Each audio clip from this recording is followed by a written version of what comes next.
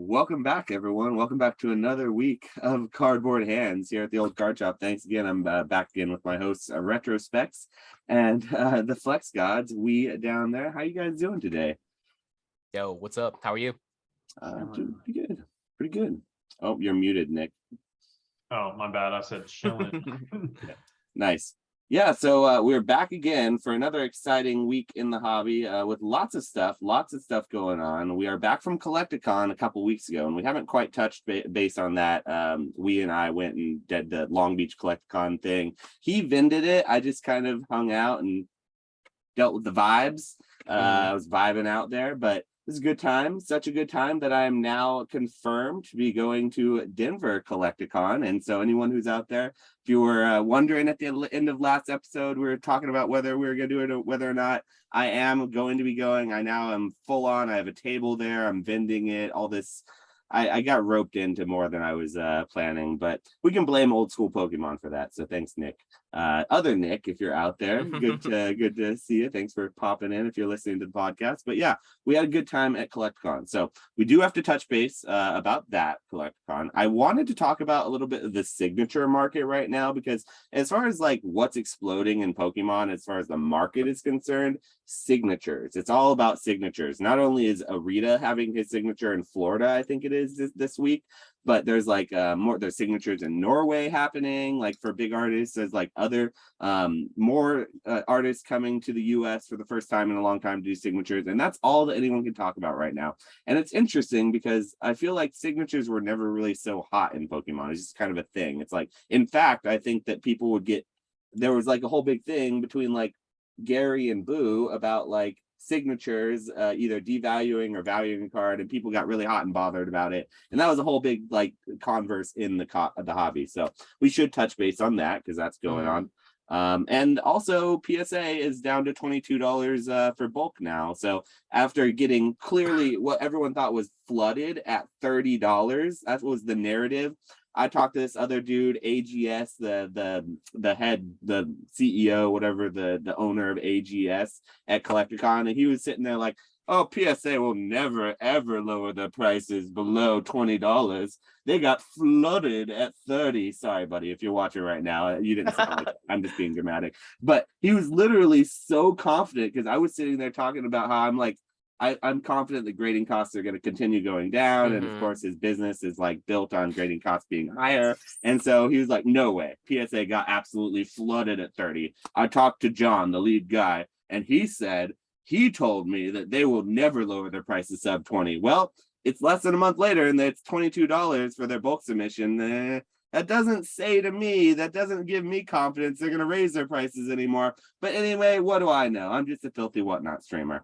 And so anyway, I do want to talk about that. And then maybe we'll touch base a little bit at the end on a new segment that we're going to be bringing to the podcast. So a pretty jam-packed episode today, as you know. And with the normal antics, we're just going to kind of, go with it as it goes. But first things first, Collecticon. How left out, or how much FOMO were you feeling Nick, about us and everyone, all the photos, all the things? Because it's been a little while now. You've probably seen enough about Collecticon, but did you have any questions about how it was? Because before we just start reminiscing about all the great times, love to hear your take on the whole situation there. Yeah, I mean, I saw a lot of people post pictures in Discords and stuff. You showed me that you got to meet the voice actor of Jiraiya from Naruto and get some cards from him. That's pretty sick. So yeah, I mean, that was cool. DNA, I saw Green Shiz, a couple of people post some stuff in like Oak's Discord, and it looked like everybody was having a really good time. But I'm Giovanni, so I'm interested in like what you guys saw, what was moving, what people were paying, what was exchanging hands. Like, I'm interested in all that sort of stuff too. But obviously, I do want to hear about the fun times that you guys have. But I'm interested to hear, because I heard it's sold out. Like, I heard it was one of the first Collecticons that like completely sold out, and apparently it was a really large venue. So for that to sell out is pretty impressive. So yeah, so here, from that perspective, here's what I heard. I heard they were planning for like 5,000 to 8,000 people, like max. And I think they got 12,000 that day. So, and they weren't planning on capping ticket sales at all. They're planning on just kind of letting it ride. But they were forced, I think, and I could be wrong about this. If anyone who's like from Collecticon listening, correct me in the comments, please, if I'm wrong. I don't want to be slandering you. But I heard the fire marshal actually told them that they had to like stop selling tickets and be like, yo, you guys shut this down. There's too many people here.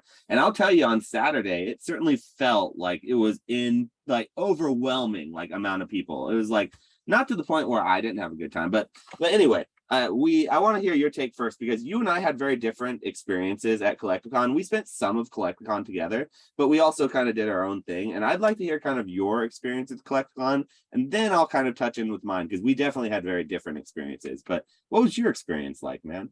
It was really good overall. Honestly, it was everything I needed. It was more than I expected in a way. Like I was like kind of stressed. I was like, oh, is everything gonna be slow? Our big card's not gonna move? But like everything that I needed to move moved. You know what I mean? And so my expectations were met. Like I moved my Gold Charizard. It was like a 7, but still. And I moved my Crystal Golem 10. I moved my Aquapolis Slow King 10. Like those types of cards, I was really stressed that they were not going to move. Like granted, on some of them, I didn't get like full cash. It was like half cash, half trade, or like those types of like situations. You know what I mean? But they moved. It's like the interest in those types of cards are still really, really high. You Like were worried that the high end stuff wasn't going to move as much as like low end stuff. Is that what I'm kind of hearing from you? Yeah, it might just be because I'm from New Mexico. I'm used to that. Like everyone sells like $100 cards, but I was like, oh, dude, I hope these types of cards move, and they moved. Like those were the cards that had the most interest, and those are the cards where I had the most leverage. You know what I mean? Like in terms of people really still want those cards, like those PSA 10s, those like Grail cards. People still really, really want them, and I feel. After my experience there, I'm like, people are always going to want these. So how about you tell people, because I know I can remember in my mind's eye what it was like, but in case they didn't see your video about it on your channel, which link down below, go watch his video about Collecticon, because I feel like you posted a video while you were at Collecticon, or you and Van did, and so you can kind of see the table. But what did you have? You had like a whole table. You had 2 tables, right? Or is it 1 or 2? It was 1 table, and okay. It was just like and then you had like a case or something, right? I feel like I remember. Yeah, it was a couple cases, but yeah, I didn't actually like post anything I filmed, but okay, yeah. So cool. So, and you ended up selling quite a bit. You said you sold what you wanted to. Would you say that it was like a lucrative trip? Like, do you feel like it was worth your time as far as like the sales you got there versus what you could have gotten just staying home on eBay or something? I think it was worth it just because some of those cards, like I said, some cards you're not going to get full cash for, which is fine. But even if you can get, I don't know how I view it is like, if you can get what you can get on eBay minus fees and you can just get that pure cash, that's a W. And I got a lot of those. But then I also got a lot of like half cash, half trades. But then you get a little bit more value because you get that extra value into like, because you have the bigger card. So then you get more value. So then you get a few extra things on top. You know what I mean? Yeah, and that's what I saw you doing the most at Collecticon, which is what we should talk about during this segment in a moment here, because I think that for the experience that you got at Collecticon, it was very, very like straight. You were hustling, man. I saw you. Like the reason we didn't spend a lot of time together wasn't because we weren't hanging out. We hung out when we could. You were on the move hustling. And that's the funny thing, is because I've heard Basic Trainer talk about it. But like I would see when you weren't at the table, you were going from other people's tables, like from table to table, kind of trading and going about the room. And then when we were hanging out during trade night and stuff, while everyone else was having drinks and having a good time and just kind of chilling, you're like, hey, so where's the trades going on? And you were actually doing trades. Like I remember you and DNA sat down for like a minute and did like a big trade at the end of one night. And just, like sitting around doing nothing. So like very much so I respect the hustle. And so like I was very more so like a casual about it. Like I just got engaged like a day before the convention. So my fiance and I got down on the knee, popped the question. Yes, and so we were very much so in celebration mode. And she was with me as well as her first Collecticon. And so we we're kind of just enjoying the ride. I took a backpack full of stuff to potentially sell. I ended up selling one single card, and I bought a lot more than I sold. So I actually did buy some things there, but I didn't buy any Pokemon. Not a single Pokemon thing. That's not true. I actually bought some plushies. I bought a couple plushies while I was there, but other than like plushies and things like autographs that I got from Pokemon people to actually sign the cards that I brought there, I didn't actually buy Pokemon cards. But I did send some things off to PSA while I was there because there was a new middleman service that was claiming they were faster turnaround time. They damn near promised me they were faster turnaround time than me sending it myself. I was like, look here. I was like, look here. Your price is the same as mine. Why in the hell am I giving you money? And I do this all the time. I was like, I do this full time. Like, I send my own cards. Why am I giving you $30 and not just sending it to PSA myself for 30? They're like, because we have a relationship and it will be quicker. Gary, they name dropped a bunch of people who just, he showed them all their submissions. He's like, we are the only company right now that's working blah, blah, blah, this close to a PSA. And he's like, I promise it'll be faster than yours. So I was like, okay, I'll try it. So I submitted 2 cards through the $30 while I was there because it was literally the same cost. And I was like, all right, fine. You're right next to PSA. At the very least, I don't have to ship it. And my cards maybe will get there in better condition or something. They were PSA ones, so I don't really care what condition they get there in. But that's another story. So yeah, and I also sat there and I bent the card as I was talking to him, as I was submitting it. So I was like, so in your professional experience, do you think this would get a 1? As I bent it even more. And that was pretty fun. But so yeah, very different experiences. I didn't hustle at all this Collecticon, but I did have a fantastic time. This hat is one of my souvenirs from Collecticon, the Magikarp Pro hat. I got another hat as well that you guys probably saw in like my Instagram photos, the bucket hat I was wearing. That one was stolen off of my head at Disneyland. It was ripped violently off of my head and on a ride at Disneyland and then stolen by some Disneyland employee. I guarantee you right now that he's getting 5 to 6 compliments an hour, a total of no less than 69 compliments a day on that hat when he's wearing it. And I'm getting red just thinking about it right now. But luckily we bought 2. I got this trucker hat too. This one was for my fiance. She was kind enough to let me have it after the situation with Disneyland happened. And let me just say, if you are watching right now and you're wearing my Magikarp bucket hat and you work at Disneyland, I will find you and I will get that hat. In any case, though, it was a great experience. So I did want to talk about, because something you said, though, about trading, something that has been kind of on my mind a lot that I think a lot of the viewers would appreciate. But what are your guys' thoughts on trades versus cash? Like, when I first started getting back into selling and stuff, people would often ask me like, hey, could I trade or whatever? And I was really against it. Like almost always I'd just say no, because it just like seemed like extra trust involved, especially when you're dealing with it on the internet and everything. But when it comes to like dealing in person and like dealing with trades, I saw you trade up or trade in so many ways that like it was, even if it was for equal value, like you're trading one thing for like 10 lesser things that's like equal value, those 10 lesser things sometimes can be better off than that one thing, or that one thing could be better. It's all perspective or how you move it. So I'm curious to hear mostly your perspective on it, because like I saw you hustling the whole time and it really got me thinking, because like someone's been trying to get this, like I have this PSA or the CGC 10 Vaporeon, right? And this thing is... Which one? Oh, that one. That one's sick. It's a super cool card. It's a population 4. It's out of like 700 graded. It's a very, very hard grade and even a pristine 10.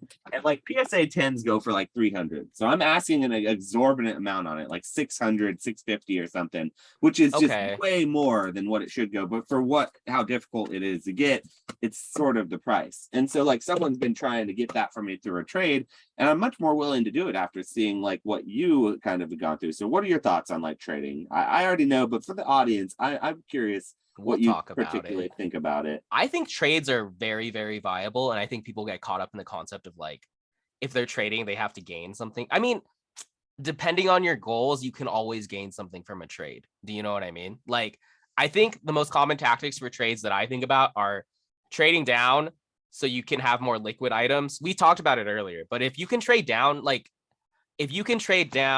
me think. I'm trying to think. I traded down into some stuff. I traded, people might hate this, but I traded a Rayquaza EX PSA 9. It's like a $400 card. And I traded down into like straight up, I don't want to say junk slabs, you know what I mean? But I traded down into like first edition PSA 9 non-hollows, like just common uncommons, you know what I mean? I traded down into that. He did give me 220 cash though. So then he gave me the rest. He gave me, I want to say he gave me like 350 value. He gave me 300 to 350 value in the rest trade. And that was in stuff that I knew I could like move. Do you know what I mean? And so I ended up moving all the first edition things. We value them. This is the thing too. It's like when they're trading up, you can kind of be like, dude, like I want to value these at like $7. And then you can do that. You know what I mean? And so I got those for $7 a piece. And then I just moved them all for 15. And so at the end of the day, I like once everything was said and done, I still have one card. He gave me a Curry card, like a Curry patch card. It's like $30 card. And I still have that, but I moved everything else. And so excluding the Curry patch, I want to say I got around like 500 something value altogether. You know what I mean? So it just makes too much sense. But I feel like people hold on to this idea of like, why would you trade a Rayquaza EX PSA? Like, you know, like why would you trade that card into like all this stuff? It's so easy to get caught up. But there's that of trading down, but there's also trading up into a bigger card that people always want. So you can have more leverage on that card when you trade that card. You know what I mean? So I'm very of the thought of like, if a move comes up and if someone gives you a fair offer and it feels fair and you feel like you can get a little bit out of it, you should do that as opposed to just holding on to the card and being like, because you never know when someone's going to want that again, you know? Yeah, and especially with bigger items that don't move like every day. It's not like the most, like you said, liquid thing. I feel like one of the things that when I came back into the hobby, like learning about how to buy and sell, liquidity was one of the things that I was aware of, but I didn't know how much it actually meant until I did it full time. Because when you're not selling full time, when you're just kind of like casually selling, you really don't need your card to sell when it sells. It'll sell when it sells, and when it does, great. When it doesn't, whatever. It's not your main source of income. But when you are doing something full time and you need things to sell and you want things to move, it is somewhat important for things to be liquid at the same time. It's a big reason why I deal in ultra modern and I don't only deal in graded slabs. Sure, I deal in graded slabs and stuff too. High end, old vintage, kind of trying to buy vintage mint cards, grade them, sell them for more. Great play if you have no like need to sell things at any particular time, because if you're not running auctions and not forcing liquidity is something that really is a dependent on the market and dependent on the card itself. So like, for example, just using this card again, this card I have valued at $650. That's way too much. It's been on my eBay for like 6 months now. I've had people offer 300, 250, 400, closer to PSA market, but I'm not going to take it. And so it just sits and it does nothing for me. So if someone's going to offer me $600, $650 value, all of them being smaller $100 items that I know are liquid, that are just going to move, that's for me, it's even though, those are small items that aren't as cool maybe as something like this, that this is a true collector piece for the guy who wants it. And then maybe something like, the smaller items are just something I'm going to rip on my streams. But like, for liquidity's sake, it makes sense. And so like, I'm much more willing to think about that type of thing now than I was before, because my inexperience before, I was coming at it a whole lot differently. I wasn't coming at it as a full-time seller. I wasn't coming at it thinking about liquidity. I was just trying to think like, what can I sell, this the most for and take the least risk? Because one thing we didn't talk about and what we didn't touch base is like with trading, especially with like during the pandemic or online on Instagram, oftentimes you need to use a middleman or you have to have a lot of trust involved. And so there is that level of like trust that you need to have for the other person. And that's a whole nother thing. And so like when you take that out of it though, it just makes sense to do those types of trades. So like, Nick, I know that you kind of interact with the hobby a lot more like online and through the internet, especially recently. Have you been involved with any trades as of yet or anything? Is this kind of, new territory to you? Yeah, so two things on liquidity. It's funny too, because like with stocks or whatever, like everybody's going to the same place to buy Apple, right? But like with Pokemon, sports, whatever, like there's so many moving parts. Like you can buy a Curry rookie 30 different platforms. You know what I mean? So I think I think like you'll have an item that you'll post on eBay, and let's say you have it for sale for 150 or best offer, and you're trying to get like 120 for it, right? You might get a bunch of offers for like 80 to 100 for a long time, and people are lowballing, like you're not really getting what you want. And then all of a sudden someone will come along and like snap buy it for full price, won't even send you an offer. You know what I mean? And it's weird because like not everybody that wants your given item is able to see your item like at any given moment, if that makes like it takes people time to like come around to being able to find your item. So that's one thing. And then second thing on liquidity is like, so when Marvel was booming, I had this Venom PMG, so it was out of 199, right? And I valued it, and the market valued it around like $600 to $700. And all the previous sales were around, is that a bunch of Marvel? It's a bunch of Spider-Gwen rookies. I literally had them on the table. Ooh, Vibranium. Okay, yeah, good, good play. It made too much sense. Anyways, not to derail. Keep going. No, you're good. Yeah, so all the previous sales were like 600-700, and finally I was like, okay, I'm gonna list mine. Then the Super Bowl happened, and someone had an auction that ended literally during the Super Bowl. And so all these previous sales were like 600 to 700, and then the one that ended during the Super Bowl went for like 375.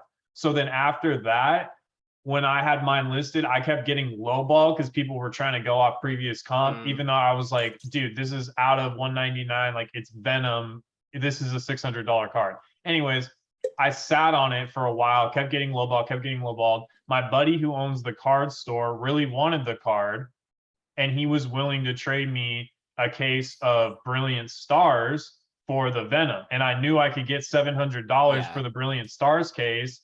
It's like, I don't care about the Brilliant Stars, but it's way more liquid. And him as a collector, he gets a card that he knows is value. He's probably in the Brilliant Stars case at like 580, 550, something like that. So he's getting a slight discount on a $600 to $700 card. But then I'm able to turn around and sell the Brilliant Stars case on eBay. Dude, that shit sold in like literally an hour. You know what I mean?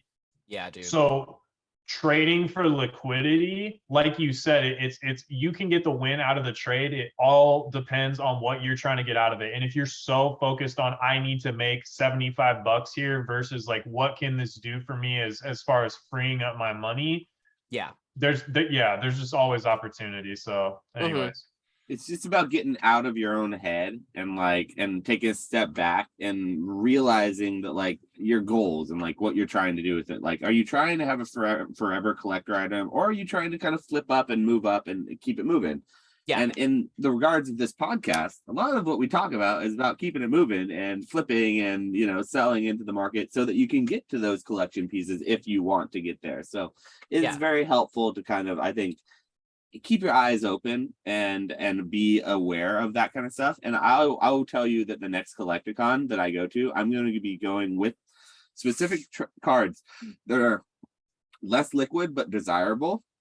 And I'll be looking at trading up or trading down or trading into other cards and really trading more so, especially when you're around like 8,000 people who are also there for the same reason. It's like, it's going to be so much easier to do than when you're in a card shop that has 25 people in it, maybe on a good night, or, you know, you're on Facebook Marketplace and, you know, there's 69,000 people on there, but 68,999 of them are trolls. So, you know, it's just one of those things that I specifically sent a sub off to BGS at like a higher tier. I mean, they're doing the 20% off thing or whatever, but like I sent at a higher tier because I wanted to get these cards back before Collecticon, with the idea being that the kinds of people that are going to be interested in these cards will also potentially have stuff that I like, and that this would be good to have as inventory for trades. You know what I mean? So I've never been to a Collecticon, but I'm thinking like, okay, like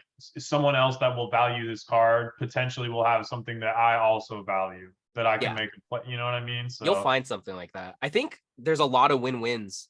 And sometimes people don't see it that way, but there's a lot of ways for like you to win, but also there's a lot of way for both parties to win, like no matter what. You know what I mean? And it's like just finding out those opportunities, but there's like a lot. I'm gonna make a video about it. Like legitimately, Watch, I just traded into this Curry card. I know I showed you, Josh, but it's a Curry auto. It's a PSA 10, PSA 10-9 auto. I think I'm gonna get anyways. Besides the point, but the point I was trying to make was that is I traded the Skyridge Zard into it, and I traded a bunch of other cards, like small. I'm talking like $30-$40 cards, and they all like we valued this at around 3.5K. But I traded into that. But the thing is, though, it's a store. It's like one of my LCSs. And so since they were getting the Zard, though, they gave me full value on the Zard. But a lot of times what they do, since they have to like do their operations and stuff, they'll do like, I mean, we're homies. He'll give me like 80-85% value on stuff, which isn't bad. That's still like pretty good. Yeah. That's really good on a store. I mean, it's like, I think some people, what the point I was trying to make is I think some people get caught up in like, if I'm not getting 100% value, then it's like, but it's like, no, like you need to just, if you're in cheap enough on something and you can get 80% value, why not spread the wealth onto like, especially like your own LCS, and you're going to get like stuff like this. Like the only reason I can get stuff like this is I'm willing to work with my card shop and not be all hurt over like 20%. You know what I mean? But I'm going to make a YouTube video about it, about this trade and a bunch of other big trades, but just wanted to throw that in. It's like, there's so many ways for every party to win, you know? You just have to be open-minded for all parties to feel good. It really is important. As a seller and someone who wants to be a repeat buyer from sellers, it's very important for all parties to feel good about the transaction. Like, and as someone who like interacts with the community as a streamer, I feel very, very passionately about that because I firsthand have to interact with the community. So like, I definitely respect that. So that being said, though, I do want to talk about signatures because that card being a signature in an auto. Oh, yeah. Like, what's so weird that they grade the auto and they also grade the card? It's like, I get grading the card. I don't get grading the auto until, I guess, so another thing about Collecticon, our other Collecticons, were the lines for the signatures nearly as long as the lines for the signature at this Collecticon were ridiculous. They wrapped around the entire building. If you saw photos or videos of Collecticon, most of what you saw were probably lines. And it was just the signatures. I stood in a couple of those lines to get signatures. We talk about Jiraiya, the voice actor who played Jiraiya in Naruto. Like, I bought his entire collection of Naruto cards. Literally, I bought the whole binder from him because I was just sitting there picking through cards. I was like, yo, this is cool, this is cool, this is cool. I was like, would you be mad if I just bought the whole thing? He's like, no, absolutely. What do you want? I'll give you a deal on it. He's like, since you're buying the whole thing. So I picked it up and he signed a couple cards, had a couple pictures. It's a cool experience. But like, speaking of signatures, though, I feel like right now the signature market is the hottest it's ever been in Pokemon. I wonder if that had something to do with it, like timing wise. Like, were the other Collecticons having crazy lines like that, or was this uniquely Los Angeles or Long Beach because of like the timing and stuff? And also, do you value signatures? Do you like a signature? Like, would it add value to a card for you, like in Pokemon, I guess specifically? Because in sports, like, there's definitely something to be said for signatures, but like in Pokemon, who do you even get to sign the card? You get the voice actor in English, the voice actor in Japanese, the artist, you get like the creator, if you can get like the creator of the game, like the card, if you could get the actual person who designed the card, would that be a cool signature to have? Would nobody care? Like, what signature do you get? Do you get like, you know, a famous influencer like Leonhardt or King Pokemon, or do you get like, you know, Aoki and you have him do a little like graffiti on your thing? Like, do you go to Florida across the US and you pay for a flight to get on a flight to go get Arita to sign your little crab card or something, or whatever it is? Like, what makes a Pokemon signature, I guess, valuable? And do you think it's all just smoke and mirrors? You want to go first, Nick? I mean, I get it. Like, the difference between Pokemon and sports is like sports, it's contractual, right? So like, and different sports product is different. Like certain sports product, it'll be what's called like a sticker auto, which means like at any given time, the athlete is given a sheet of stickers that they'll individually sign, and then the company, Topps, Panini, whatever, will come through and put the individual stickers. So it's not. And then there's on card auto, which is, you know, literally on the card, and those tend to hold like a little more value.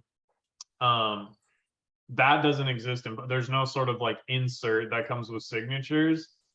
I think because like Pokemon is inherently I mean, you know, people have connection to the game, but it's like it's the art. Like you're connected to like the world, the characters, right? Like you probably think your favorite Pokemon looks badass. So it's the art. So it makes sense that people are interested in the artist's signatures.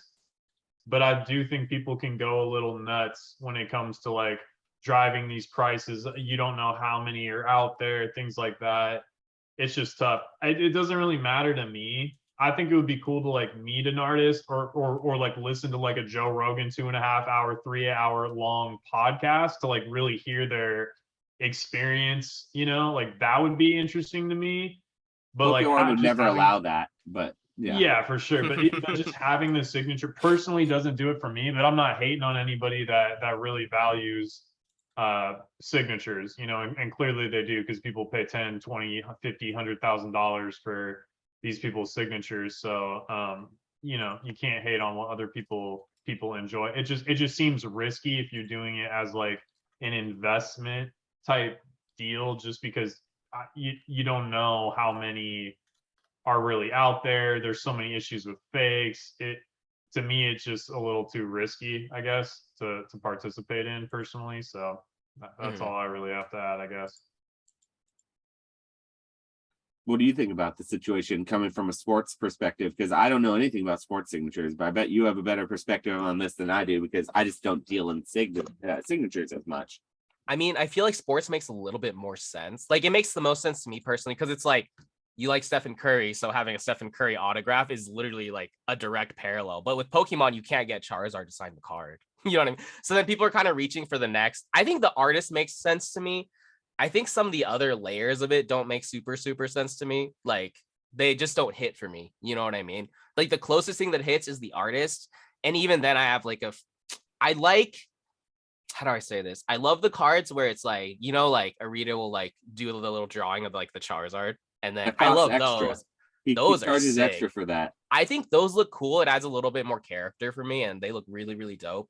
But I think for me, I don't know. Like, I don't necessarily like the super expensive cards with autos on them. You know what I mean? This goes into the whole like the what do you frosted think about having caribou. to personalize autographs to try to deter people from selling it? Because this goes hand in hand with the whole like, you know, people on, you know, with the signatures, sometimes you see the sketches, but usually with it says to so and so, like, and sometimes you'll see it'll say like to trainer, or I've seen recently one that said to Arita.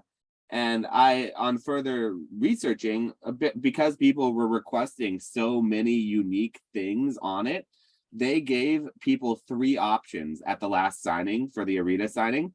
They gave them the option to either have no personalization, or if you wanted a personal message, it would say either to trainer, to Arita, or to Ash. They would do those 3. And literally, that's funny. And so because it took so long, I guess the first day for the signing for people to like tell him and translate out what they wanted to be on there, and it was just such a big hassle. And like also some artists, they get really bent out of shape if you're trying to like resell their signature for more. Like I know that's I think why Sugimori stopped signing in the first place is because something like, maybe I'm wrong about that, but I think one of the older artists, they found out that people were getting them to sign the cards and then flipping the signatures for a lot more money. And it was very disrespectful, they thought, to the artist and to like them, because the artist wasn't making a bunch of money on it or anything. And they weren't in fact even allowed to make money on it because Pokemon doesn't allow it because of their ridiculous contracts. I will say it is completely ridiculous what Pokemon like keeps it under lock and key, what the artists are even allowed to do. That's one whole nother thing. If that wasn't the case, we wouldn't be seeing these huge numbers on a lot of like, you know, signatures, I'm sure, because the artists would just be allowed to do whatever they want. But I think they are restricted to a certain extent over what they're allowed to do. I don't know if that's to their signatures or what they're allowed, the art they're allowed to contract, but they're not even allowed to make anything remotely like Pokemon, as far as I know. So that being said, like I just find that to be a little bit interesting and a little bit kind of like, why do they care so much? And like, what's the big deal surrounding that? Is there some sort of a weird situation with that? So really quick before we talk about the personalization, oh my god, I'm totally spacing out. I had a point. I was all right. Yeah, let's talk about the personalization. It'll come back to me. It'll come back. Yeah. To me. Okay, bet. but yeah, I do feel like the personalization thing, the fact that they don't allow or they don't want you to resell it is a little bit arbitrary. And I get Oh, I that. remember what I was gonna say. Sorry. Okay, yeah, good. Yeah, I thought that would remind you. So I also see a lot people using autographs on big cards that are booth to like bring like they'll buy a beat gold star, but then they'll get a Fukuda signature, and now it's like a $10,000 card, but it's like $150 raw card. It's just beat to shit, but then you get it with a Fukuda signature and you get it graded authentic. And because it's in a PSA slab, people then like equate that with like, oh, it has value and it's got the Fukuda, but it's like, bro, that's like a PSA 2. It just has Fukuda's signature on it. You know what I mean? So I see that a lot of the time. Yeah, I mean, Exposed. That's a play. can't knock the hustle, but like I see that a lot. And to me, if like you were gonna do like for a Rita, I would just buy like a beat Charizard and get him to sign it. You know what I mean? Like, yeah, like even a Japanese one, like the original one that he probably has a connection to. He's gonna see it like, oh, this is cool. Maybe he'll do a little sketch for you on it or something. But absolutely. But do you think? I guess the question though is, it like, do you think that it's, do you think it's a healthy market? Because I don't want to say whether you'd invest in it or not, or do you think it's a healthy market right now, or do you think it? I guess this is a leading question, but just do you think it's a healthy market? That's all.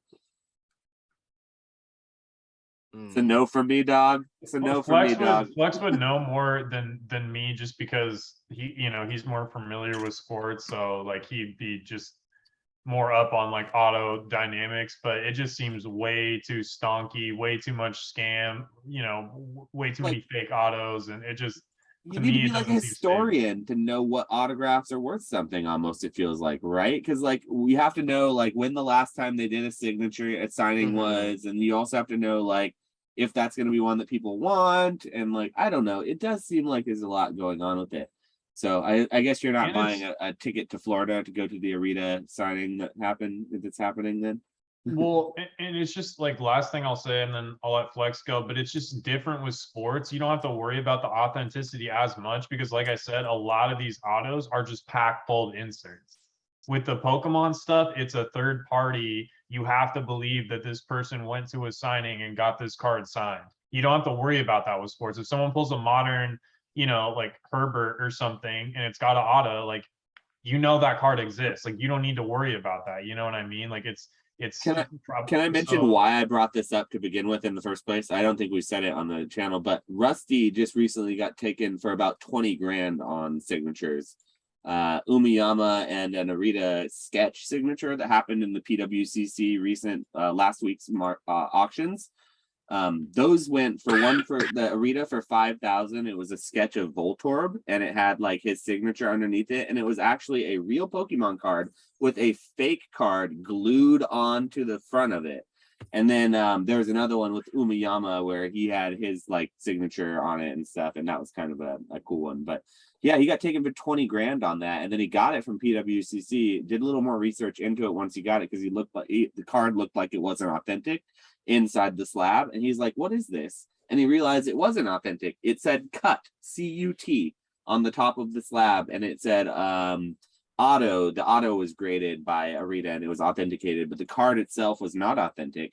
And so it was a little bit misleading. And so that's the only reason I bring this up, is because in the Pokemon community, Rusty actually made a video recently and he talked about it. And I think it's something that a lot of people could probably fall victim to. And I wonder, that begs the question, is the signature worth it? Because he seems to not think after that happened that the signature was worth what he paid. He didn't say this directly, but it seemed like after the fact that he learned that they weren't authentic cards, that they were just a signature and it was authenticated by PSA and it wasn't a real card, it was actually counterfeit. He seemed like he was a little disappointed. And the title of his video is "I'm an idiot," which I don't think Rusty's an idiot. I think it's a mistake. It's a costly mistake that I'm sure you would feel, that about yourself afterwards, but I don't think he's an idiot. But it could happen to anyone at that point. But it just sucks that it happened for 20 grand and on in the public eye.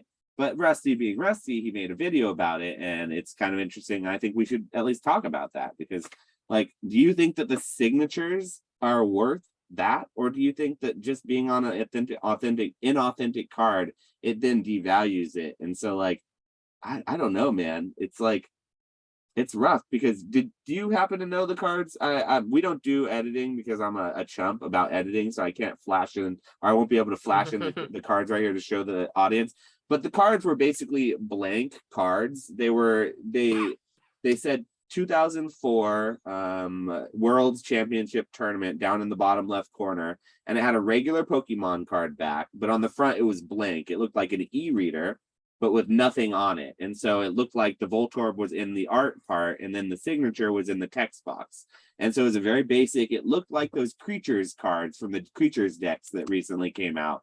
But it was actually a sketch by those artists. So like, I mean, just to give a little backstory, but that's why. And I mean, I'm curious, like, what do you think about that? Yeah. No, it's tough. I think the thing I think about though is what is the true intrinsic value of an autograph in the realm of Pokemon? Does that make sense? But it's like and in that's sports what I'm cards, kind of getting at. It's like, what makes it valuable? Is it just the fact that these guys don't do autographs regularly? They're not allowed to. And so when they do, it's a big deal. Like, what if they were like sports guys and they had to do it every year? They're putting out signing sheets and sheets of it, and then they're putting it on cards. Because realistically, that could happen. And if that happens, that completely changes the autograph game. Then these guys are paying like $100,000 for Fukuda or whatever it is, whatever the signatures are, when they start just pumping them out because they're in every pack of Modern. Like, does that does beg the question, is where's that intrinsic value? And that's kind of what I'm getting at, is like, exactly what you said, like, where's the intrinsic value there? Well, like, I would almost take it the other way and say that like the reason that the sports, even if it is, you know, there's more population of any given player's autograph out there than like, let's say, an average Pokemon artist, the reason that the sports auto has like intrinsic value, I guess you could argue, is because of like that player's legacy, and it's like and stats and championships and things like that. Whereas like with Pokemon, it's not, the artist isn't the forefront thing. Like, not everyone knows who Ken Sugimori is. Not everybody knows who Asuka Nishida is. Like, not, you know what I'm saying? So like, yeah, when with sports, it's like Michael Jordan is the main thing. There's no degree of separation there, and like nothing can ever be taken away. Not saying Ken Sugimori isn't a cool dude outside of Pokemon, but like Ken Sugimori is known because of Pokemon. If Pokemon goes away, how much value is Ken Sugimori's autograph now worth versus like Michael Jordan could be 20, 30 years dead. His autograph is always going to hold value. You know what I mean? Yeah. So, yeah.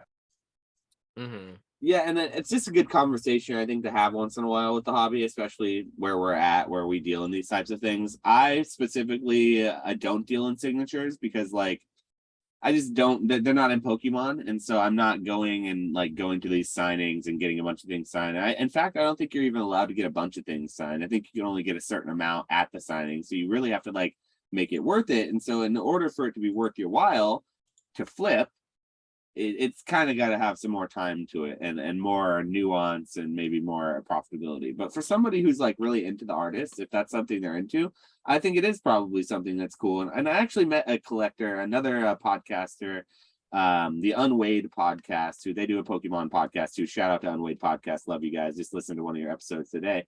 Pokemon Juju on that podcast, he was down in Long Beach with us.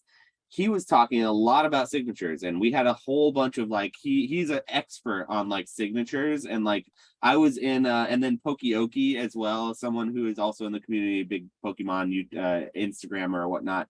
They were also there, and they were kind of talking about the signatures. And to be honest, people who know signatures and who respect them, they're very knowledgeable, and I respect that. Like, being a fly on the wall for those conversations, like, even though I don't necessarily get signatures, there are a subset of collectors out there where it matters. Like these guys were literally looking at like a signature that was fake and then looking at a real one that they had in their binder and be like, oh yeah, I got this fake one the other day because someone was trying to pass off as real. And they're like, I could tell right away by like, you know, this is the way that the J and the thing is like, and he was never at this place. And they had like this history behind it. They had to be like a historian, but they were really confident about it too. And it felt like, okay, they knew what they're talking about, you know, but that's just not me. And it's just a market that I'm not comfortable in. And I definitely feel like right now it's incredibly volatile, but like it's not brand new. To be by no means is the signature market like brand new in Pokemon. It's just kind of booming right now as we're kind of talking about it though. So have you guys or do you plan to moving forward take cards to shows to get them signed by people to flip, or is that just like not something that you're interested in? Yeah, so I brought this to Collecticon and I got Brock to sign it, and then Ash, the new voice actor of Ash, not the original one, not Veronica. Yeah, this is Sarah, it's not Veronica. But then I'm going to get Misty as well to sign it. So I do plan to bring cards to future Collecticons to get signed for my own personal, like you know, and I'll probably sell some of them if they ever do appreciate largely in value, because then I still get to keep the experience of meeting the actor, getting the signature, and then I can make some profit off of it. And then because they cost $50 a signature, like at Collecticon it's expensive. It was $50 per signature.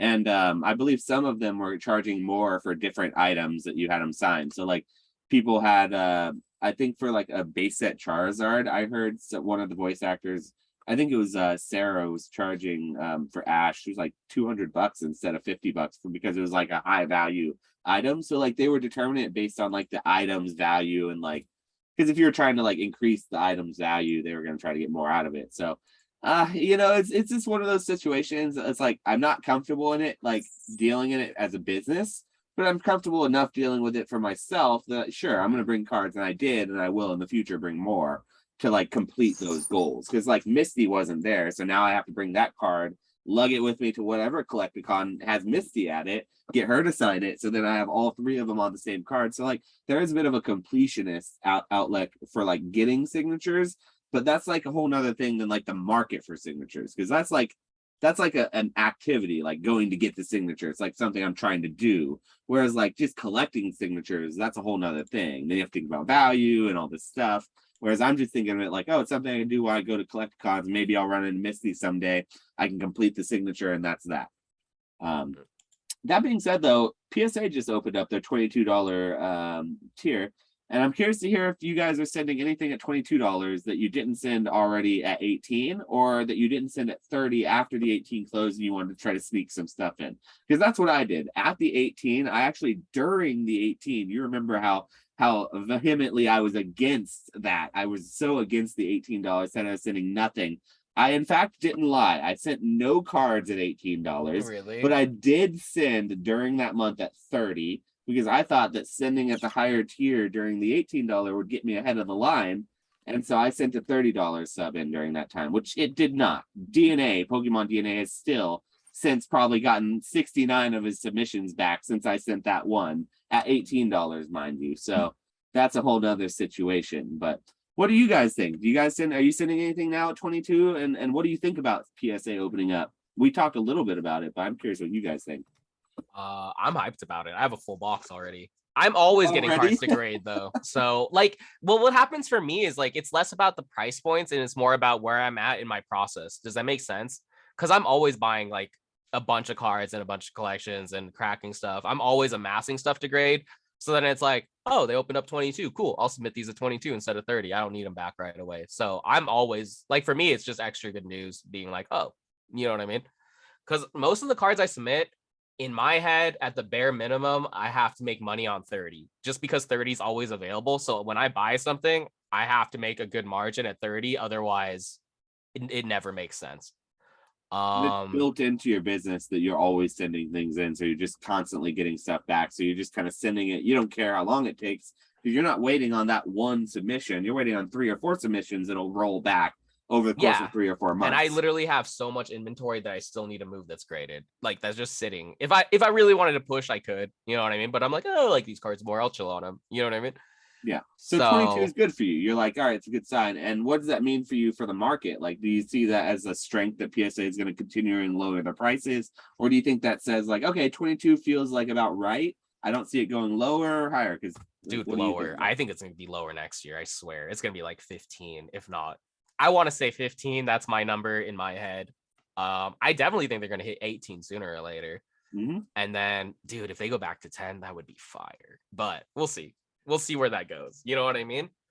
It's just, dude, I don't know. This goes back to how I experienced the hobby when we were going into it. But I think everything, that whole like fear, like that whole fear and that whole gloom of like, oh my God, we're getting flooded and like all that stuff. I don't think I feel like everything was over exaggerated. Like, yes, a lot of like modern, like random, uncommon modern stuff got graded. A lot of stuff that shouldn't have gotten graded got graded. But it's also like all the stuff that we kind of like, all of us like kind of partake in. It's like, it doesn't feel very different. Like, it's not like, you know what I mean? Like all the like more low pop, like kind of like stuff like that. It's like, it seems fine to me. So like everything, not everything, but a lot of stuff that I've done, like I have not felt any effects of like, oh my God, this card is so overpopulated. No one wants this card at all. Well, we're getting back to normal again. Like the market's getting back to normal. Like you don't see me freaking out. I'm not sitting over here doom and glooming. I'm wearing the bear hat or anything like that. Like things are selling. Like the sets are strong. PSA's, chugging through their backlog. They're moving along. They're lowering prices. Like they're putting pressure on other companies to lower their prices because of that. And that's a good sign. Like we're seeing promotions happening again. Like, I mean, I'm seeing signs of strength in the market that I was worried about like 2-3 months ago. I was sitting in the same chair in the same podcast saying, I'm worried about Pokemon over and over and over. I feel like every other week it was me just saying that. But like now I'm feeling a little bit differently about it. While I don't feel strongly about Silver Tempest, the last set of Sword and Shield, I haven't seen enough of it yet to feel completely confident that's going to be like the best banger 12th set we've ever seen, like everyone thinks. I would like to think that, but I don't know. The UPCs, I have some thoughts about. We're going to save that, but I do see signs of strength with the market. And as far as like PSA lowering their prices, I see that correlating with that sign of strength. So like the fact that they're lowering their prices, I see that as a sign of strength. That means that they want more demand, they can handle more demand, and so they're going to intake more because they can handle it. If they couldn't handle it, if they got flooded and all that, then I don't believe they would have lowered their prices. They would have no reason to because they don't want to take on more. But since they can, seems like they will. So, I mean, my take is I'm probably going to send a few things at 22. But I am definitely feeling like that because of that, the market is going to start feeling stronger because of it. And it'll lead us into more people sending things again. It's like there's a barrier to sending like the PSA when it was like $30. It's still a barrier at 22. Like there's very little modern besides the alternate arts that you want to put in a slab at that price. But I promise you, if I had a $20 option on my channel to grade a card that you pulled on the channel, any card, there would be full arts being graded, there'd be V's, there'd be V maxes. If it was just $20 for like the middlemaning turnaround, all that for PSA, people would use it because people do that with CGC right now. These people aren't on my channel buying $20, getting their card graded, their full art Umbreon from Evolving Skies, not the alternate art, just the full art. They're not getting them graded because they're wanting to flip them and make an extra $30-$40. It's because they want to have a graded card that they pulled themselves. They don't want to deal with the extra work. So they'll spend a couple dollars. They'll get the card graded. Yeah. They're going to put it in their collection, in their closet. They're going to have it for a few weeks on their shelf. They're going to like it. Then they're going to forget about it probably. And then they might leave the hobby for a little while. And that's that. That card doesn't get put back. It doesn't like find its way back on the hobby, into the hobby every time to become a junk slab. It maybe never became a junk slab because it was never junk to that person, It never had a chance to become a junk slab because it was never the intention to sell it.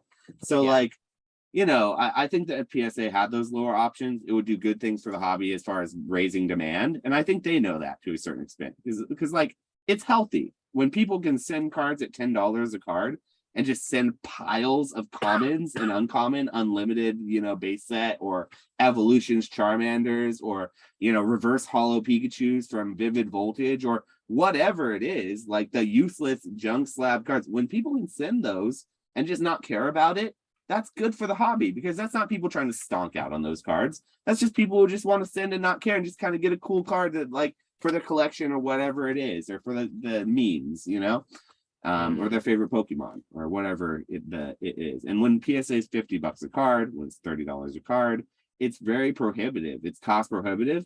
And it also feels like when you do that, you're going to pay all that money and it's going to take a year to get your card back.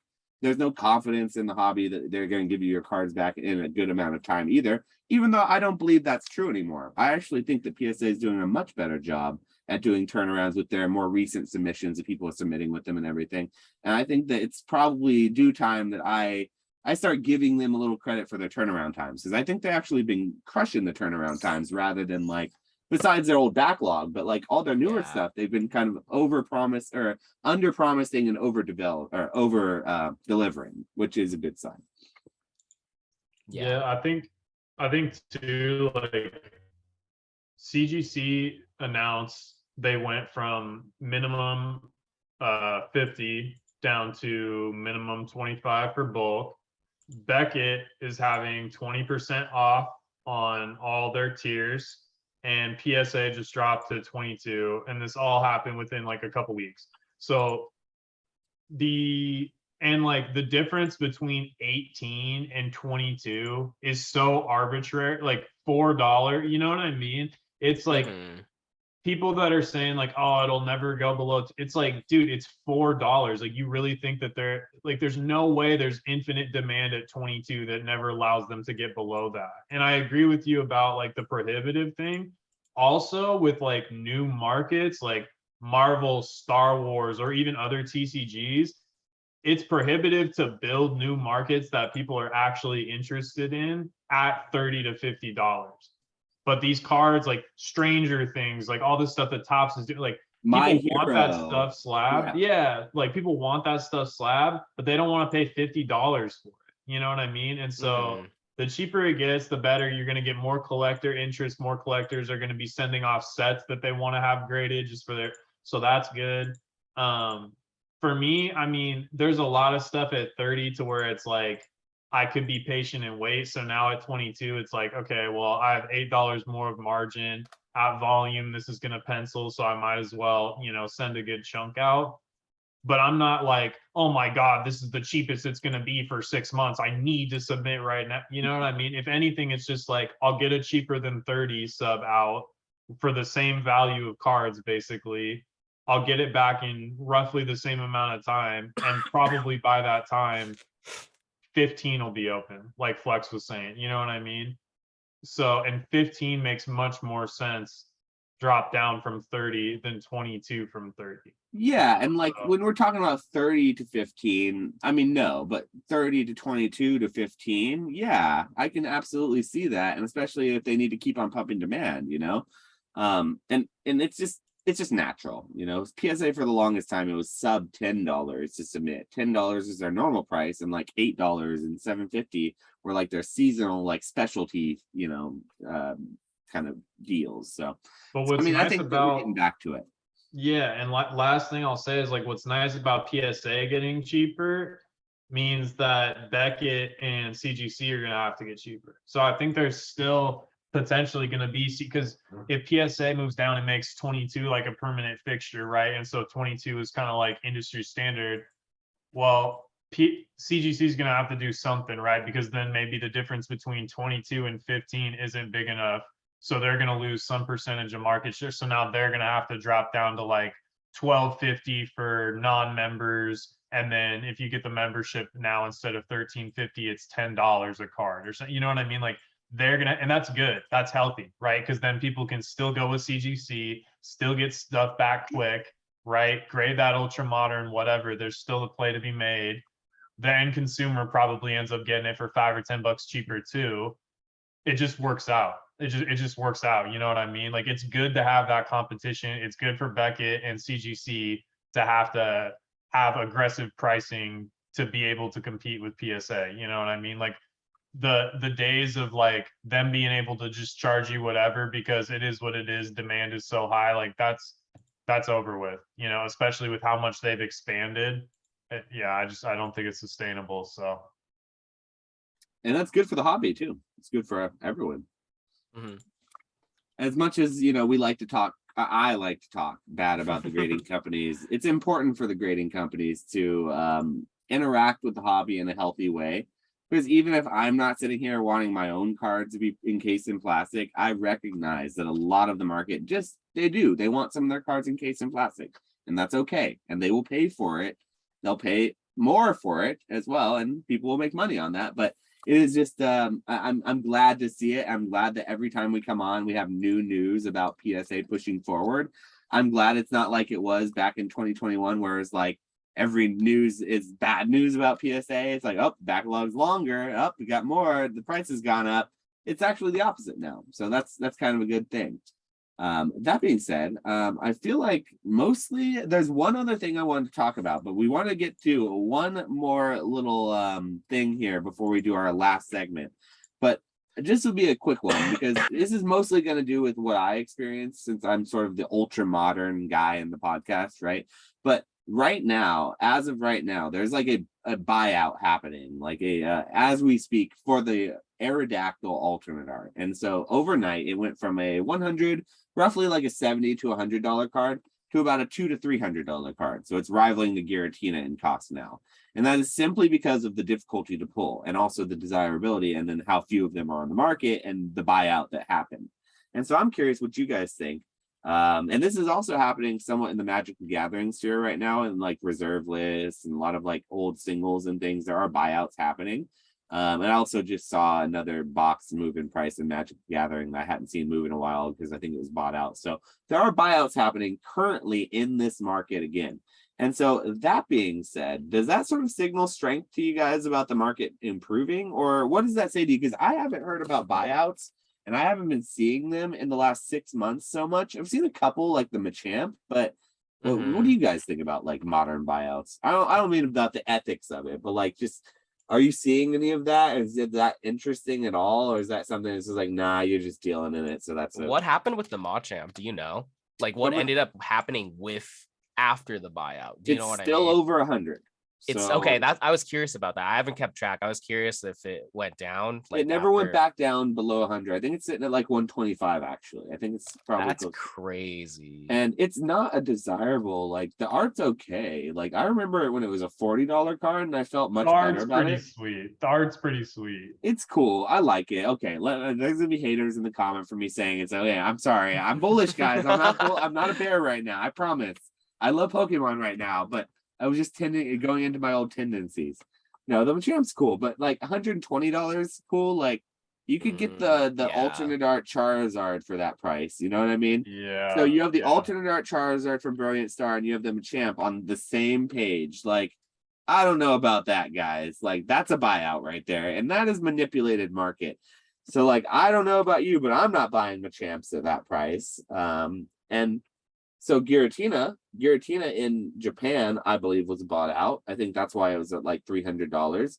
And I believe that market carried over to the US. And that because I actually don't believe that Giratina is as popular as the card, the price of the card would imply. I don't think it has anything to do with the card itself. I think the price of the Giratina has to do with the price of the Japanese Giratina and the hype surrounding that card, and then it coming to America and it being as difficult as it is to pull. I actually do feel like the Aerodactyl is more of the English side chase rather than the Giratina. In Japan, Giratina is definitely more popular than it is here. So like that, I think was organic. And I mean, I saw like tons of auctions on Yahoo that for that card. There was definitely organic. Like, I mean, people were bidding it up over, $200-300. Are you sure those weren't card stores bidding on them to show the price of a somewhat poor product? Yeah, I mean, it's tough because there's less transparency there. What I will say, so I was looking on TCG Player actually like earlier when we were talking before we started recording. A lot of if you look at the listings right now for the Giratina alt art, a lot of them are zero feedback TCG players, sellers. And so, and if you look at the sales history, what's interesting is like it did slowly start to creep up, but you'll see weird anomalies. Like it'll be like a week ago or something, if it was priced at like 125, it'll be like 125, 125, 125, and then you'll see a sale for like 250. And so those are just fake sales happening of people creating an account, going on there, listing it for a high price, and then going and buying that to set that price comp.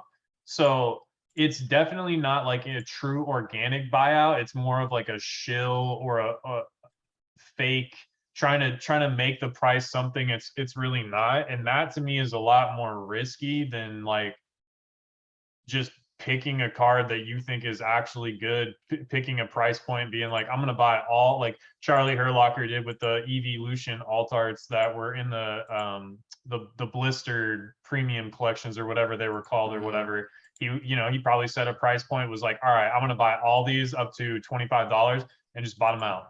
And with something like that, he bought a couple for me. Yeah, like something like that has got like organic actual demand, and he's setting like legitimate price floors. But you creating a fake account with zero feedback and market price is 175 and you try to fake a sale for 250, like that's fake, that's not sustainable. A certain percentage of people are going to get wrecked because of that, because the market's going to, artificially say the card's 250 right now and you might overpay or whatever, and that's unfortunate. But the people doing that are also probably going to get screwed to some extent, right? Because the demand is not organic, I guess. Like they're faking these sales to try to convince people. So yeah, and the opposite was happening with ultra premium collections for a while on TCG Player, when the price was like almost $400 for a UPC. There were a lot of fake accounts that were listing UPCs for like 175, and then people were buying them clearly, but then those accounts were not real and they didn't actually have UPCs to sell. They were just putting really low prices. So then it was pushing that theoretical price of ultra premium collections to being like sub 200, even though they never were.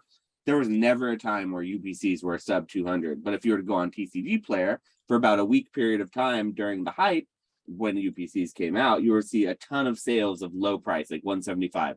And those were sellers who were trying to actually lower the price for legitimate sellers of the ultra premium because it was selling for too high. And they're trying to create fake lower price points. And so I didn't fall for that. I didn't sell any of mine for 175, even though people were like, look, it's on TCG Player for once. It's like, yeah, there are 1,000 sales and none of them got shipped. So go ahead and give some fake account $200. Have fun. But that's another thing that happens. And these are all shilling. These are all shilling tactics that go both ways.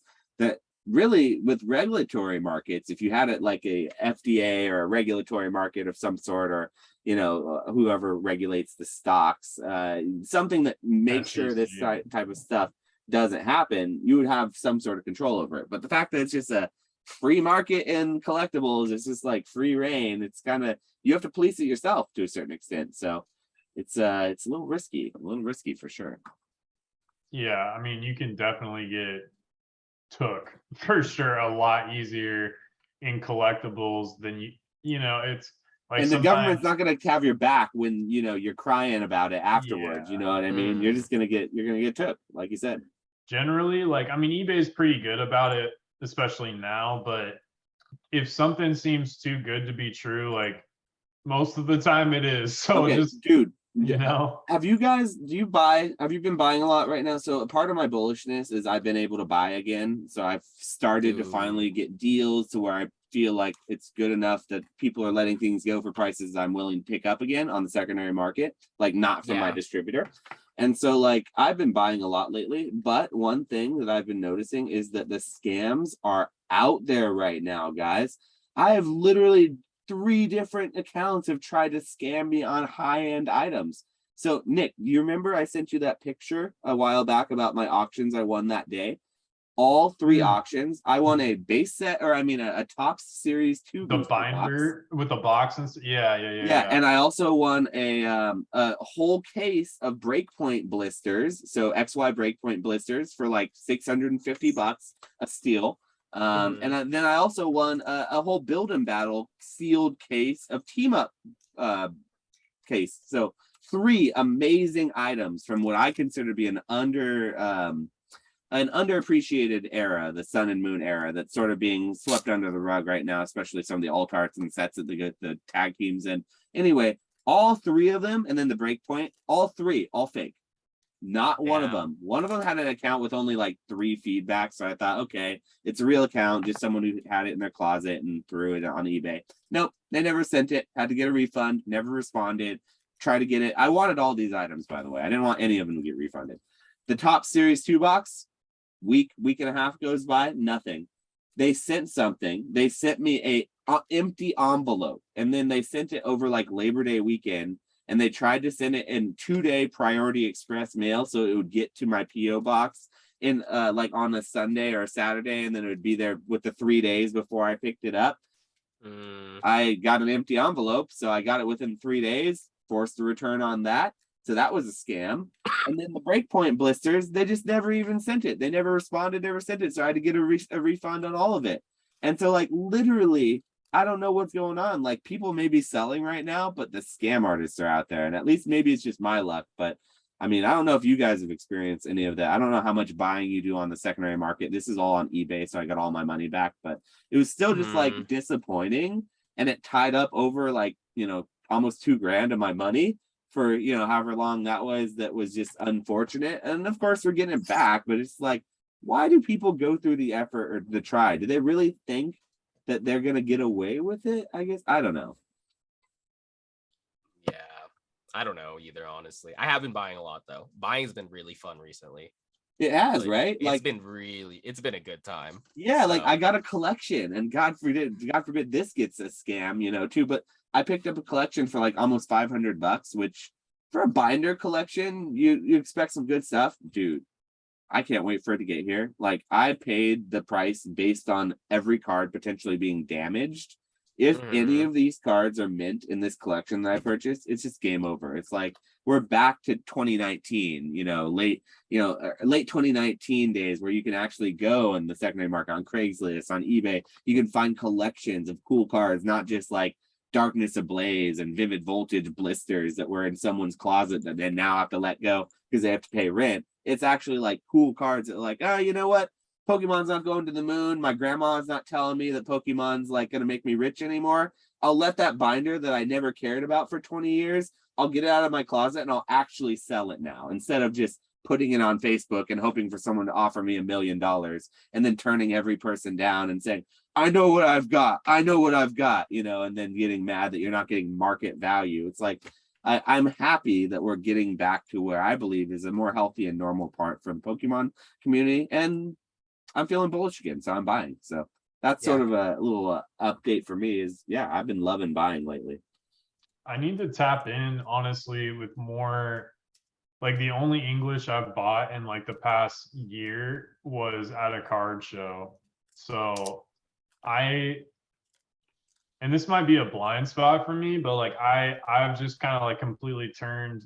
I mean, I buy like Marvel and Star Wars, Formula One, so I guess that. But when it comes to Pokemon, like it's mainly Japanese, and I think I have it in my head that like it's impossible to catch licks on eBay, or it's really, really difficult to catch consistent like inventory level licks. Like as a collector, like side flipper, whatever.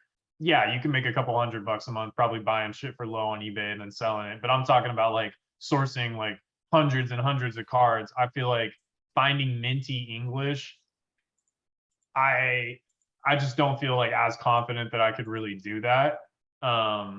So I don't buy a lot on eBay, to be honest, anymore, unless it's like I said, Marvel or Star Wars. I'll try to catch some of the numbered cards on auction or things like that. But yeah, man, like I could be missing out on tons of money because English is a lot more liquid and sells for more. But like I said, the only play I really feel like I've made with English was I was at a card show and bought some shadowless cards from a guy, and those graded well. But maybe I'm wrong, and maybe like you said, now because things have retraced, it's actually possible to catch these really minty English binder collections on eBay for 40, 50, 60% of market, whatever. And that could just be a huge blind spot that I'm missing out on. And maybe I've just got comfortable in, the way I source, but you're not wrong about how it was. Like what you're saying is all very true for the last year and a half almost. Like catching a lick on the secondary market on those big auction platforms like eBay or Mercari even, or I used to find things on Mercari all the time. Not so much anymore.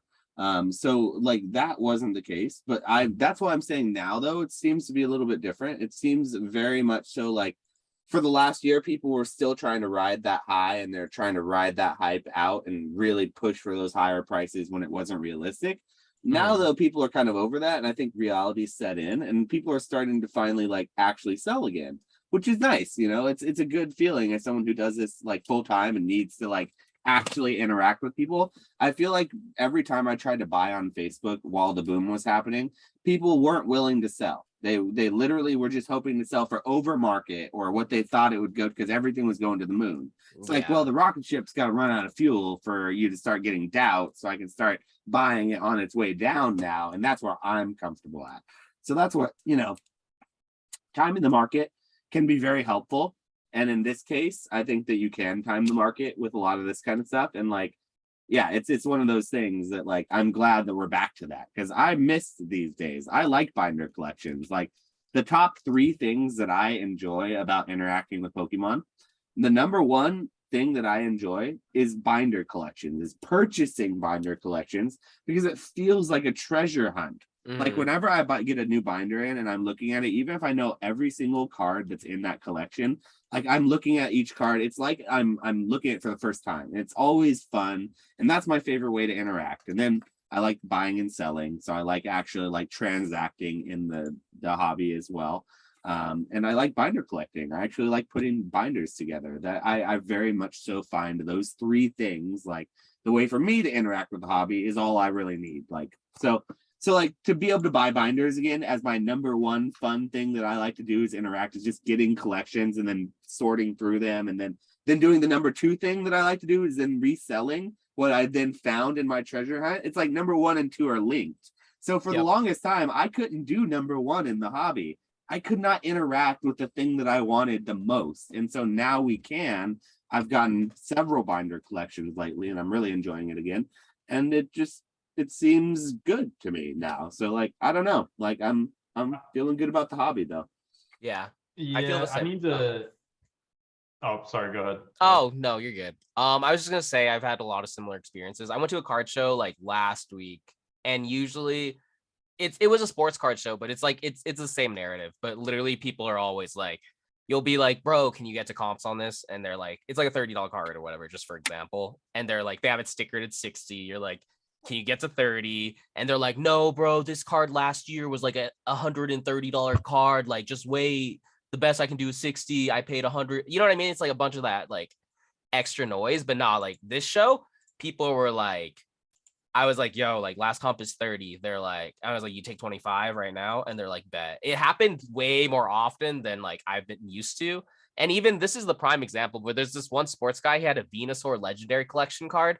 He's had it. It's actually relatively pretty nice. Like I think it'd be like a 9. It's like 8 at the worst. You know what I mean? But he had it stickered at 400 since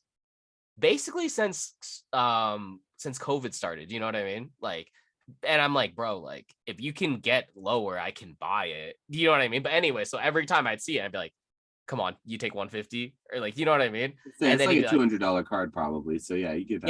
Yeah. And I was like 150, but then this card show, he lowered it to 125. Woo, yeah. And I'm like people are starting, dude, I know people are starting to be like, you know what I mean? There's less, like you said, like less of that rocket fuel, like, bro, like, oh my God, everything's gonna stonk. So it feels good. Like there's a lot more plays to be made, and there's a lot less, I don't know, crazy speculation that is like not unfounded, but you know what I mean? It's just like, yeah. And I will say that I think that Lost Origin is going to slowly stonk organically. And so like that is one thing that I feel like we haven't seen in a long time, is the actual organic new release modern set like going up in value. It always is because there's a lack of supply or there's not enough for the market, and so it gets pushed because it sells out. This set has a combination of supply and demand, and it's already selling out as well. And there's not waves 2 and 3 that are going to push to the market. So I'm very excited to see what the first set that doesn't have to go through that shitty ass wave system. The wave system is the worst. As someone who sells modern, it is the worst when you get that second and third wave. Third wave's okay. Second wave, never. You never want the second wave. It's always garbage because then there's a new set coming out that you want instead. So it's nice to go back to that. So I'm genuinely excited about that. And I am predicting that I think that Lost Origin is going to do well. And I think we're going to see a slow uptick of it as we start to see those depleted supplies. And people are going to be genuinely interested in it, especially if Silver Tempest doesn't end up being a good final set. So I think that I'm excited about that prospect as well, because I'll probably be holding some of the Lost Origin. The little bit that I have, I'll probably hold it because I don't want to sell it. So that being said, you guys have any last thought? Oh yeah, sorry. Yeah. One, I wanted to ask you guys on sourcing really quick. Like, do either of you get stuff off PWCC? No, it's such a play though. Never once, but I've always thought I was is a huge blind spot for me. All of those auction sites like PWCC, any auction house like that, Heritage, I feel like they're a huge place to make, and I'm not watching them like I should be. I've just got so much. Bro, I stream like 30 hours a week. Like literally I am opening packs on camera like 30 hours a week. Then I'm making YouTube content for another 10 hours maybe. And then like, it's just, it adds up. You know what I mean? Yeah. I have a homie. Basically, a lot of his game plan is buy on PWCC, and then a lot of people don't check PWCC comps, and then he just, you know what I mean? And he gets very salesman about it, and he's like, "Yo, this is you know what I mean?" And he makes a lot. He honestly balls out off of it. So, I I've know seen that that go Dan, down. Catch 'em All Collectibles is making those moves and playing that all the time. But usually when he does it with sealed boxes and it gets taken. So. There's licks to be hit, man, especially on like Yugioh. I mean, I don't know how much you know about, like, I guess the collectibility but like shit like Magic, like I bet you could do really well with like Magic on there, you know what I mean? Because I'm sure it's going undervalued. Pokemon is pretty optimized. There's maybe like I don't know. There's a few things every week I feel like that you can make a decent flip on. Probably more, but I just. This is gonna pain me to say, Nick, but I think that Yu-Gi-Oh right now is at its place where it's at the most attractive that it's ever been for me, and it hurts my soul. Are you talking about sealed or like graded singles? All of it. So Yu-Gi-Oh is about 5 or 6 years behind Pokemon, and it's like timing, like for when it came out and the people who are into it a little bit 5 years. It's gonna boom next. Yu-Gi-Oh is fire, dude. Yu-Gi-Oh I know, and too. It will not be. Pokemon was cheap right before this too. Yeah, and it was right before all those 30-year-olds turned 30, and all those Yu-Gi-Oh 20-somethings are going to turn 30 in the next 3 to 4 years, in the next 2 to 3 years even. And I mean, so we're right at that point, and I can't stand Yu-Gi-Oh. I this is my channel. So the fact that I brought this topic up is really hurting me right now. And I'm honestly having a bit of an existential crisis in my head talking about it. But I have been thinking, and if I wasn't so against Yu-Gi-Oh, that if I was smart, I would probably be making plays in Yu-Gi-Oh more than Pokemon and Magic for the next 2 to 3 years. I don't know anything about it though. There's so much, like with the reprint thing of Yu-Gi-Oh, like the way that they like reprinted like the main set and kept reprinting it. It's like you have to know which version is the original. Like I don't know any of that kind of stuff. Like you guys are probably way more knowledgeable. First ed. Yeah, just get first ed early, like LOB. First ed LOB, first ed MRD, first ed Legacy of Darkness. Just get like I know what you're stuff. saying. I've heard those words, but they don't register what they mean. It's crazy though, dude, because like black and white booster boxes are anywhere from like 3 to 7 bands. right? And it's doggy do, and no Yeah. one likes those sets. No one likes those Pokemon. You get a Yu-Gi-Oh box for that. Yu-Gi-Oh boxes are like $2 to $3 grand, dude, for old first edition sets. Like anything outside of LB is like 2 to 3. I mean, don't get me wrong, it's still a lot That's of what I'm money. saying, And man. the EV is terrible because the pull rates are way harder on Yu-Gi-Oh than Pokemon. But that just seems cheap, dude. Like that seems cheap. Like I don't know, man. Like the play might be the singles, honestly, because they're so hard to pull. But And like, Yu-Gi-Oh is a player-based game that has more player-based nostalgia than Pokemon does surrounding it. Like 100%, Pokemon's better. 100%. Like, listen, this is a Pokemon channel, and Pokemon's a better IP. But people don't play Pokemon. I had a roommate who, bless his soul, bless his heart, played Yu-Gi-Oh into his late 20s until I finished living with him. And I'm sure he still plays it, you know? And on his phone. It was on his phone. He didn't even have the cards. And like I know tons of people who do that. Yeah, I think part of like what kind of like reaffirms that is like there's a lot of really cool trainer arts in Pokemon, and some of them are trophies, some of them are hollow, and some of them have value, but a vast majority of the trainers in Pokemon, even if they have sick art, have no value, right? Even if they're extremely playable. In Yu-Gi-Oh, that's the only thing. Yeah. Dude, yeah, magic jammer, magical cylinders, you know, magical hats, all that kind of stuff, like mirror force, that stuff, negate attack, like those cards hold value, and those are like supporter cards or trainer cards or whatever you want to, you know, spell and trap cards. Those hold value in addition to the monsters. I don't know, man. Like the reprints and like having so many versions and people having to discern what's valuable versus what's not, like it's tough. But yeah, Yu-Gi-Oh seems super slept on, super unoptimized. Yeah, and I agree with you. Like the playability, because I never played Pokemon, collected Pokemon, but like me and all the homies played Yu-Gi-Oh. Like all of us played Yu-Gi-Oh, dude. And I'm nostalgic for all those cards, like all the magic cards, like Raigeki and like I don't know, dude, polymerization, all that stuff, man. Like I mean, I know you're not really that into it or whatever, but yeah, it hits for sure. So I could see it. I could see it doing well, definitely. Yeah, and so that's my thought. It's a lot lately. I've been thinking about how I'm beating myself up for not knowing Yu-Gi-Oh and not being willing to learn it, because I do feel like that's one of the best plays that could be made in like these whole vintage. Because listen, they call it the big three. Okay, they call card games. We have the big three. You know what the big three are? It's Magic, it's Pokemon, and what's that third one? That's the one I hate talking about. It's freaking Yu-Gi-Oh. And so Dude, like that's so funny to me because Magic is the one that like I have never been into. I probably should get into it to like just understand, because I know it's a huge part of the market. From an outsider's point of view, I feel like Magic is dying and slowly becoming irrelevant. But maybe if I knew about it and was engaged in the market, I'd have a different opinion. I don't know.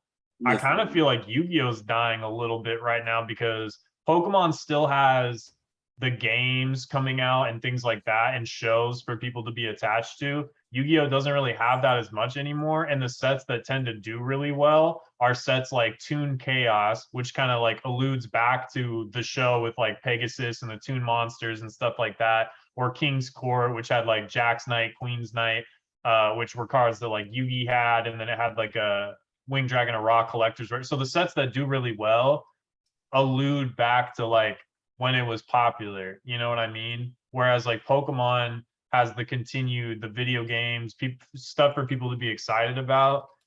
So I don't know, like I'm interested to see where like Magic and Yu-Gi-Oh go. Well, Yu-Gi-Oh and Magic are neither strong of IPs as Pokemon. You're absolutely correct about that. Pokemon's it blows them both out of the water. And that's what it's always had going for it, like the argument for Pokemon. That's why I have a Pokemon business, not a Magic business.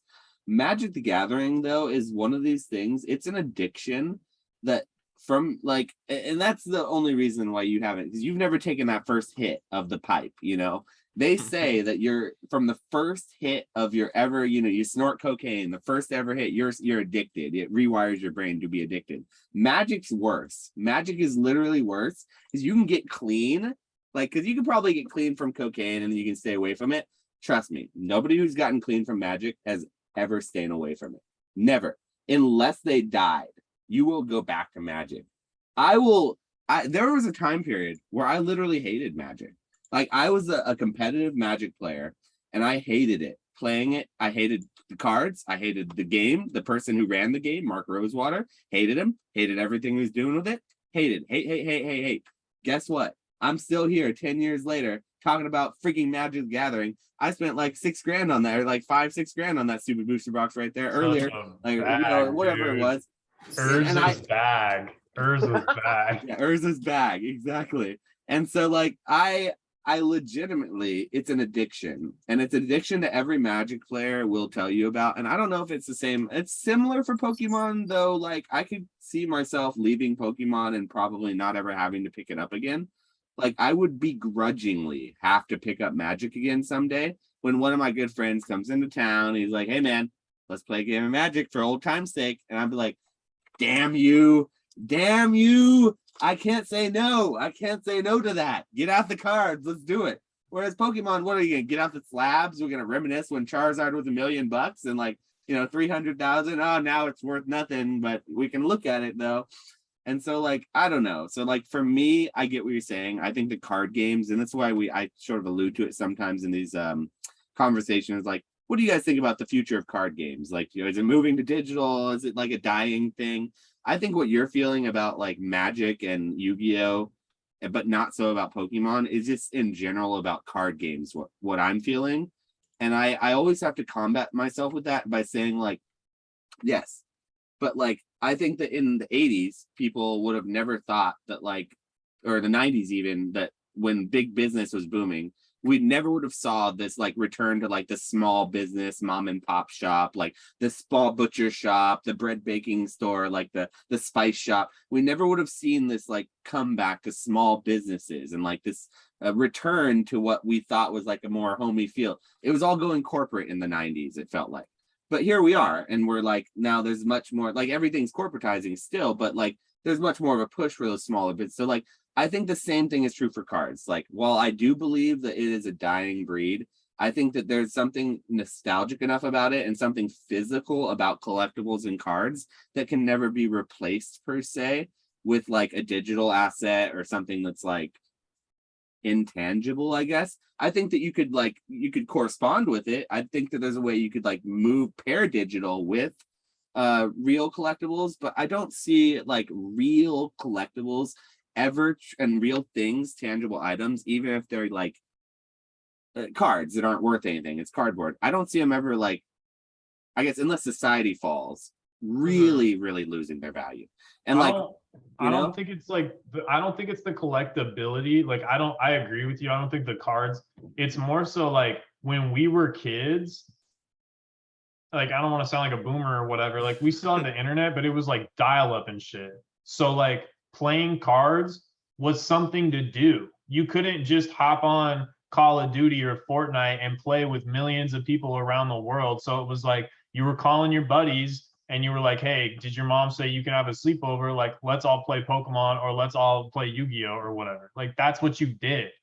Moving forward, like kids, I'm not saying nobody wants to play card games anymore, but that was such a big part of our lives because of just where things were at with technology and just the dynamic of the way that things were. Nowadays, like sure, a certain percentage of kids are still playing trading card games, but I don't think it's as big as a part of the culture. The collectability aside, I just don't think that playing the actual trading card games is as big a part of their lives as it was for us because they got all this other stuff to do. They got VR heads, Oculus, and Minecraft, and there's just more stuff that like we didn't have those options really as a kid. Like we had N64, you know what I mean? So it's just different, And so I worry more about stuff that's just reliant on the playability because the collectability is what really drives the continued sustained product. Players are not ripping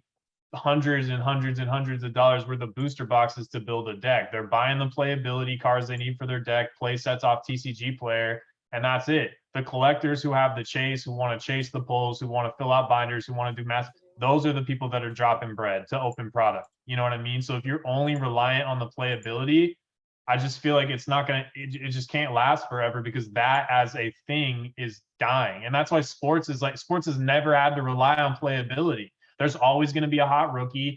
People are always going to love these sports. Like they don't have to worry about that dying. You know what I mean? It's all about the collectability of the new athletes that are coming out, and you know, the crazy things that they're doing, the stats they're setting, the records they're breaking. Like that's what it's based on, you know. So and that'll never get old. So I would just say that one thing, the crux of the argument is that the reason we like cards is that we didn't have much better choices for things to be into. And I'm just trying to remember back to like when I was younger, and like I think we did have cool stuff like back then that we could have chose to do, and that I legitimately wanted to be into cards because of like I liked them more. And like I would still argue that I think that there's probably still certain kids and certain, like there's something about like collecting something and being able to play with it and having rarity, but also having the usability and like making something like a deck yourself that can't be replicated by like Fortnite or like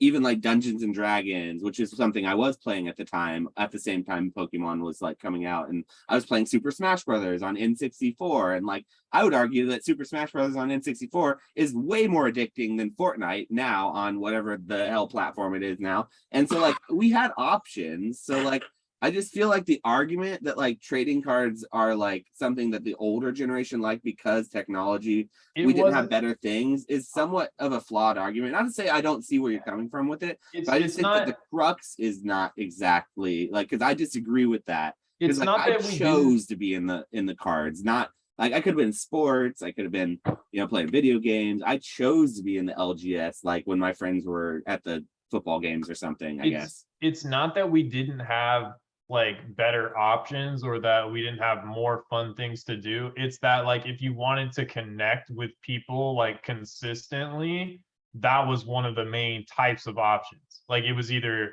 sports or like card games basically, and or like Starcraft, Diablo, Blizzard Entertainment made online games that were really good to play at the time that also the same people were into, like those types of things around. So I think it was just like a lot of it was just like the community and finding people, you know, that were into it, because you didn't really have, I mean, you had like MMOs and stuff. But it wasn't the same. EverQuest was around at that time. EverQuest was the MMO that you were, if you're really hardcore, if you're like the MMO type, you played EverQuest, but you were a real nerd if you did that. Like I might have played Pokemon, but I didn't play EverQuest. Okay, there was a girl I knew who played EverQuest, and I tried to like I wanted to be like her boyfriend, but I was not nerdy enough for her, which is hilarious to me. Like, well, look at you now. Look at you now. You got everything you wanted and more. So, oh gosh, but yeah, no, I do think that this is a question that a lot of us who are invested in collectibles, so a lot of people who are watching are probably thinking to themselves all the time, is like, man, when do I need to get out of these things? When are they going to become a toxic asset? When do they just become pieces of square cardboard in a box with cellophane around it, and they don't become these assets and these like alternative assets that people like to talk about? And I think it's legitimate to think about. I think we're far off from any of that happening, though, because like we're so young. I mean, as it goes, we're three dudes who are very young talking about, you know, very young hobbies at the same time. Minus sports. Sports is something that's been around a lot, historical. But unless you have something else to end on, Flex, because I know you we just kind of railroaded that conversation there. But I have one more topic that I wanted to kind of go back at the end here, something a new segment that we're going to kind of finish off on. But like it's any extra thoughts on like that we were talking about? Two thoughts. Let me think. There was two things that I thought about while we were talking about that. Let me get bro, what were they? Oh, one thing, I think the thing too is on the argument of like, oh, we had nothing better to do, or just that whole segment. I genuinely think cards, just the feeling of cards, there's like some intrinsic strength to them. Do you know what I mean?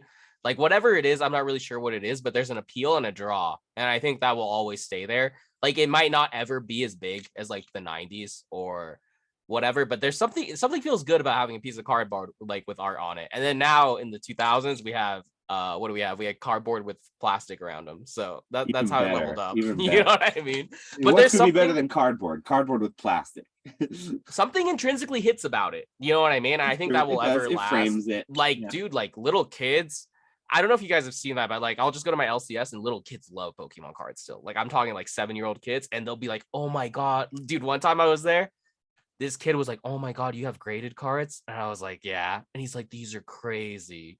And you know what I mean? Like they're like mystified by Well, because that. like as a kid, your concept of a graded card, you have no way of getting it. You have to send it through the mail with this fanciful money stuff, and you have to wait more than a week for it. Like you forgot Mhm. about it after a week. You don't even remember it. So like a kid, the concept of a graded card has got to just be like, Yeah, I just think there's always gonna be some sort of weight there. So, and then the other thing, oh my god, what else were we talking about? There was one more thing.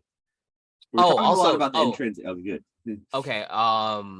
When you guys were talking about, oh my god, what was it? Like the worrying about these assets becoming toxic assets. For me, it's kind of weird, but the less we are in this like hype train, oh my god, investment YouTube, the less I care. Does that make like right now everything feels really good? I'm just buying. I literally don't care about if it's gonna like maybe 6 months ago I feel like I was more worried about that, but now I'm like, I don't know why, but that's my own personal experience. You know what The I mean? market's recovered, buddy. That's what I was saying. Like 6 months ago, I was sitting here like, oh, I'm pulling my hair out. And then now the market's getting a little better. We're like, all right, we're chilling now. We're chilling. We're good. It feels less stressful. Like It it does, feels a though. I lot agree more with that. fun. I would agree with that statement for sure. So like I don't know. Anyways, those are my two thoughts. Okay. Well, this is going to be what's new about this podcast because rest in peace, Collectible Conversations. One of our favorite podcasts is no longer running. They had a segment that we really, really liked, something they did at the end of their podcast that we're going to kind of take and make our own sort of segment. And so at the end of each one of our episodes, we're going to start by each giving a spicy take. And if you guys down in the comments would like to give us your, your thoughts on which one of those spicy takes you'd like us to talk about on the next podcast, we'll then kind of go through the comments, and whichever one got the most likes and or the most conglomerate comments about the statement we made, we will go and talk about it in the next podcast. So it'll be good. It'll be fun because it'll drive engagement. It'll get us to kind of have a little more structure to our podcast, and it'll give us something to go back to every week. And a little shout out to Collectible Conversations there. Love you guys, Squeaks and Radar.